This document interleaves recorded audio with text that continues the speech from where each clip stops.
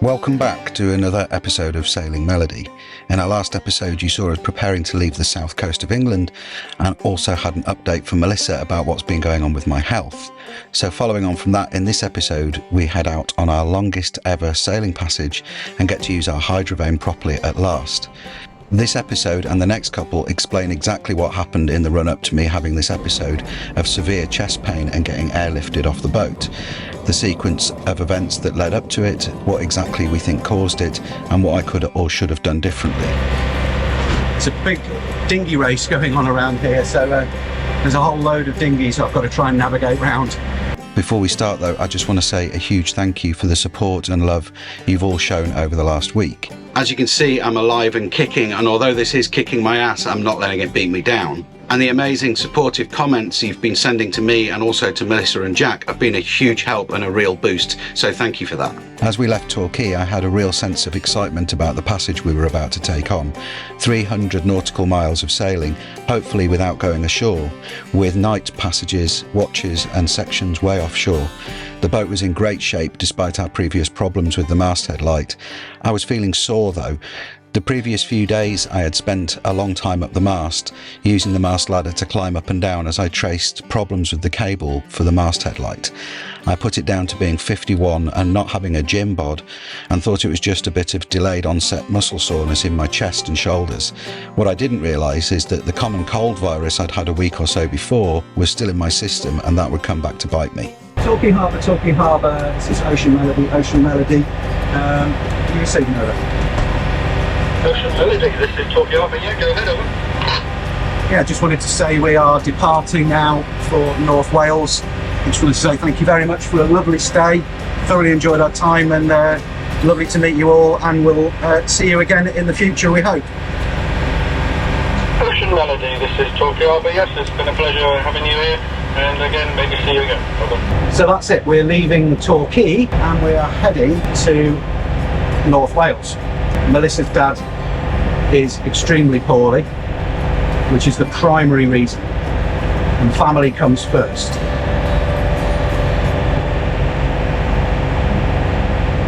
Family comes first, always. So our first priority before we go anywhere else is to make sure that Melissa's dad has got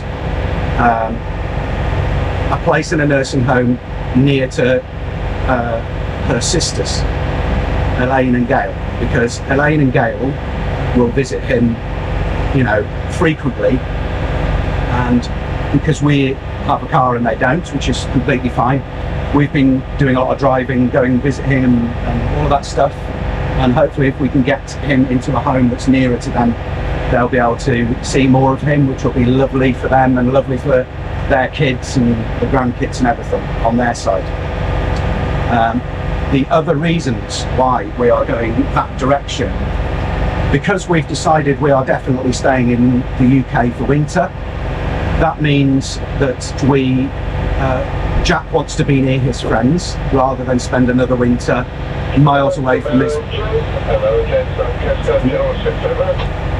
rather than stay another winter miles away on the south coast of England, which has been fantastic. It's been lovely, but Jack missed his mates, understandably. So if we're going to do another winter in the UK, we want to do it sensibly and make best use of that time. So it's closer to John, it's closer to Jack's friends, it's closer to Melissa's network of mums. So here's another thing. Last winter, while we were in Portland, our intention had been to head out and do a load of sailing, me and Melissa in bad weather, and we couldn't because we've got a toddler, Ollie, and we can't really leave Jack to look after a toddler. It's just not fair. So this winter, basically being in Deganwy, we'll be in a position where we can go out sailing more often, and Melissa, we can leave the kids with another local mum and one of our network of local families while we go out sailing. I mean me, Jack and Melissa. I want to do some solo sailing, so that I gain more confidence sailing on my own. Melissa wants to do some solo sailing. We want to sail on our own as a couple, so we can push the boat without worrying about having kids on board. And Deganwy is where we've chosen because of the ease of getting in and out. Carnarvon's lovely, but you've got to go all the way out of the Menai Straits one direction or the other direction to find open sea in which to practice. Whereas Deganwy, you can just go out of the estuary and you're there. It also means that we can have more of an opportunity. What's that? It also means Harbour, Torquay Harbour, Dark Venture. Just this one. The harbour entrance, we'll wait outside for the second. Go back and 16. Channel 10934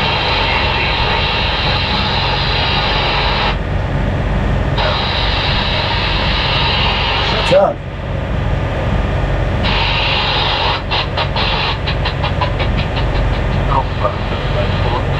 There we go. Turn off. So being in Deganwy also means that we can tick a few other boxes. We can get our online shop up and running better. It'll give us more chance to do that, and it will give us more chance to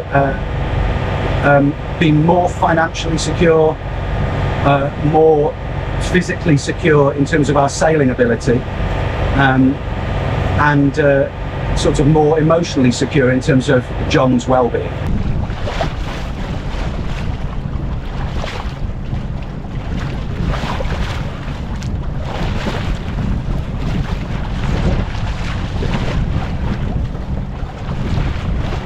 So this journey is about 300 miles, and our intention is to do it in one hit.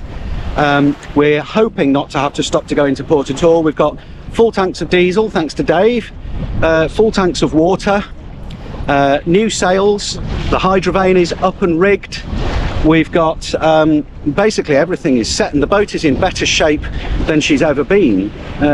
So it's just going to be, should be, an absolutely fantastic trip. We're just hoping for the right amount of wind. Currently, it's the right amount of wind, so we're going to get out past all of these sailing boats that are racing, and then we're going to put some sail up and bat on. We're just going to, you know, see how the journey takes us, and try and do it in one hit.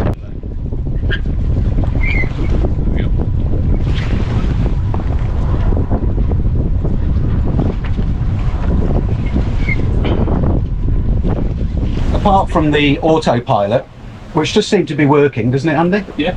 Yeah. The autopilot's working fine, but obviously we want to save power, so we are using, for the first time ever properly, that. Now this is called a hydrovane, and it steers the boat by the wind. In fact, let me just, there you go. It steers the boat by the wind. Ooh, too far. And that should now steer us reasonably accurately. We never used it before, so it's, or not properly, so it'll take us a little while to get the hang of it, so we might weave around a little bit, but that's free steering. How cool is that?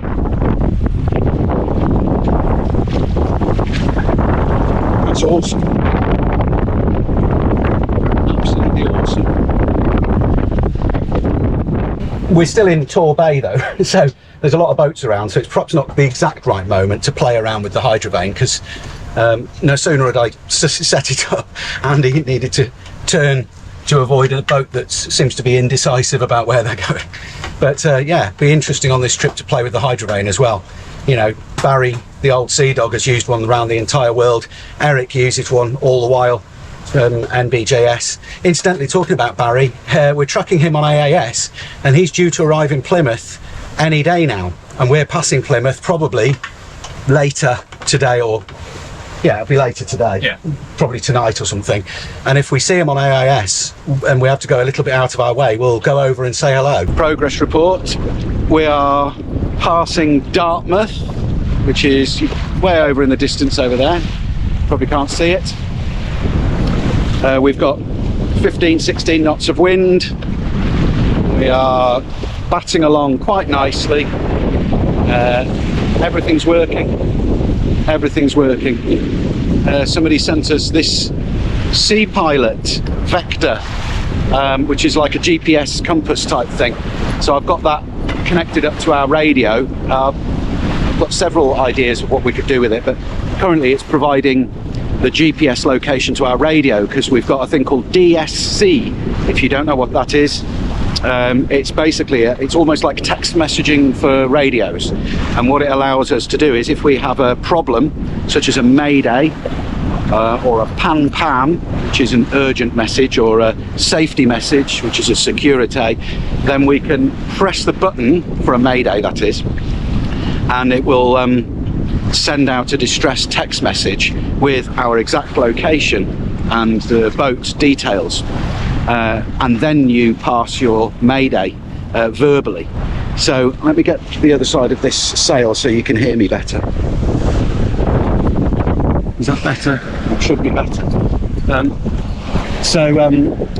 Yeah, that basically is a really good safety feature to have, and we've had the radio for a long time, but we haven't had the DSC feature enabled on that. So that's great. So thank you very much for that. It was a great gift, and everything is working just tickety-boo. It's all working splendidly. The next headland that we've got to go around is Start Point. As we rounded Start Point, one of the most notorious headlands on the south coast, we had deliberately chosen to keep well offshore. That stretch of water has a reputation for strong tides, confused seas and overfalls that can build up quickly against the rocky shoreline. By taking a wider arc, we gave ourselves a smoother passage and avoided the worst of the turbulence. Out there, the swell felt much more settled. The boat moved more comfortably and we can enjoy the view of the rugged cliffs from a safe distance. It added a little extra time to the trip, but it was well worth it for the calmer ride. The headland still made its presence felt, but compared to the churning water close in, the route was kinder on both the boat and the crew. Sometimes good seamanship isn't about getting there the fastest, but just getting there the most comfortably. And on that day, sailing wide around Start Point was exactly that choice. So we could relax into this long sailing passage, drink tea and eat snacks. People often comment why we use so much music in our videos and why not just the sounds of the sea and the general ambient noise. Well, the main reason is that when we're sailing, we chat a lot. The ambient noise is mostly us having silly conversations, so we use music to cover that up. But for your delight and entertainment, here's the ambient noise you asked for.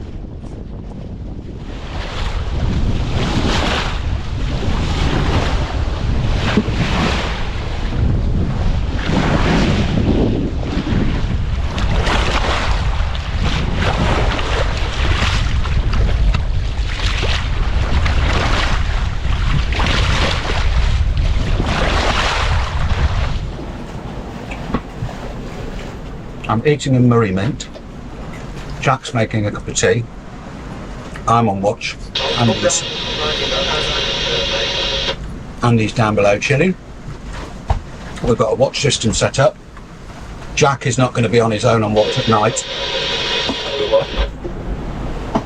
And while he is taking watches during the day, there'll always be somebody in the cockpit with him. Even if they're off watch, they're here in case something bizarre happens. We are using no power. The hydrovane is steering us. The autopilot is off. And we're just having a fantastic time. We're just coming up to Start Point, and we're staying quite wide of it. We're tacking right out. Oh, thanks, Jack. You're welcome. Partly because Start Point is a bit gnarly if you go in far too close, or it can get a little bit chopsy in there. So we're going out wide just for a smoother ride, partly because the wind angle is perfect for going out and then back, you know, tack in towards Longships, towards Land's End. Perfect. We've got 15-16 knots of wind. We're doing 4 or 5 knots over ground. and I'm still eating a Murray mint. Very nice. Oh, I'm going to drink a cup of tea now after having a mint. That was a stupid idea. This is always Jack's favourite spot to sit on the boat. It gives a really great view of absolutely everywhere, full kind of 360 panorama and super protected. At some point I will have to evict him from his spot because I want to put a winch and some clutches up there to control our halyards, which are the ropes that pull the mainsail and pull the sails up and down, and the reefing lines, which are used to make the sails smaller. But for now, Jack's very comfy in that spot.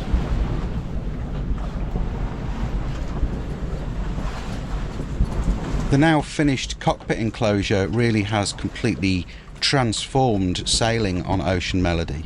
It's such a fantastic place to be. We can zip out all of these different panels, as I'm sure you've seen in previous episodes, so we can let the breeze in where we want and shut the wind out where we want, and it made the night passages on this journey so tolerable. It was just fantastic.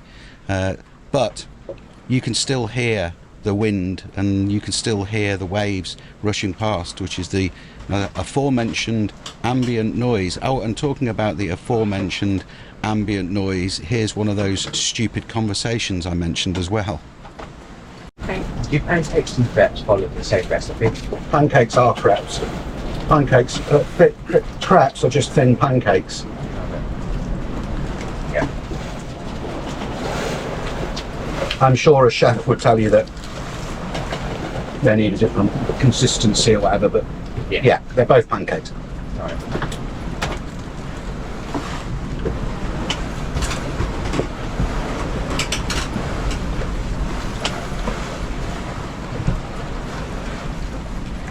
It's one of the best seating positions on the boat, in my opinion. Yeah. Except you're not looking forward. You can't do watches like that. No, just that if everyone's sitting in the cockpit, this is a good comfy place to relax. It's lovely having this cockpit enclosure, but I think I am eating far too many snacks. Oh, it's weird, I've got something stuck in my tooth.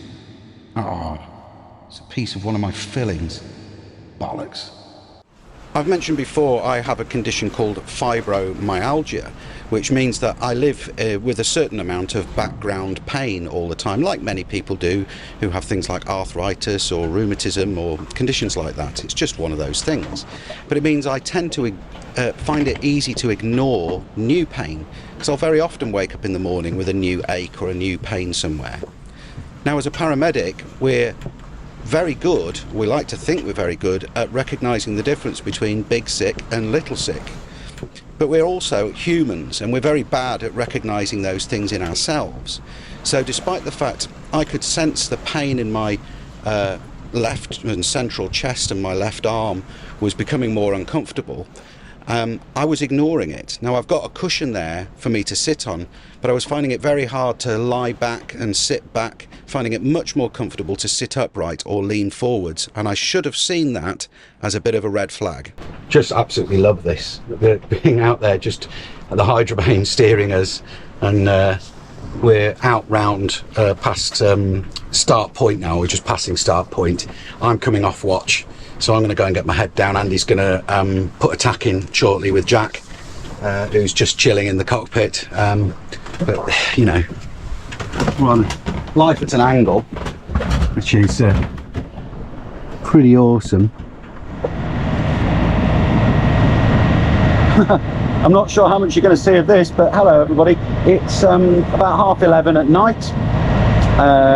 We're 2/5 of the way across towards the Lizard, as you'll see on the map overlay, if I put one on. Everything's going fine. We've had one small drama, which is going to necessitate pulling into Newlyn.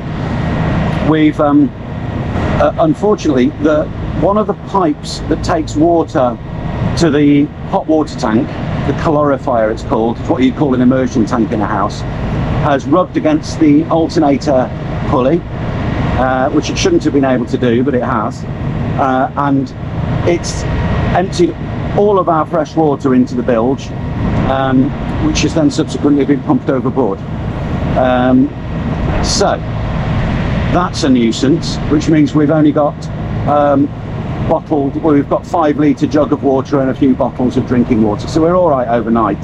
But before we press on across the Bristol Channel, which is a very long way, I want to pull into Newlyn, fix the offending parts, which will only take me a few minutes, but I need to wait for the engine to cool down to do it, and refill the tank with water.